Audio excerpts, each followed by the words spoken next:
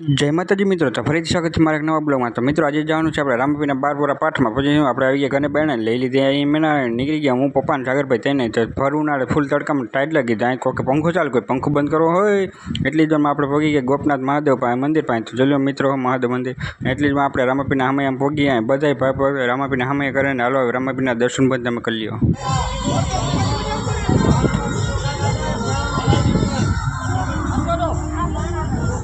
પછી એટલી જ વારમાં આપણે સામે એમાં ડીજેમાં બહાટી બોલાતા હતા ત્યાં ત્યાં એક જનાવર ઉઠતું આવ્યું મિત્રો। હા બધા ખુશ થઈ ગયા। એટલી જ વારમાં આપણે પણ ડીજેમાં રેલીમાં સામે જોડાઈ ગયા મિત્રો। પછી હું એટલી જ વારમાં જોયું તો અહીંયા તો વાંઢા બહાટી બોલાવે। એટલી જ વારમાં પછી આપણે બોલાવી લીધા સ્ટેજ ઉપર સારા વિડીયો માટે।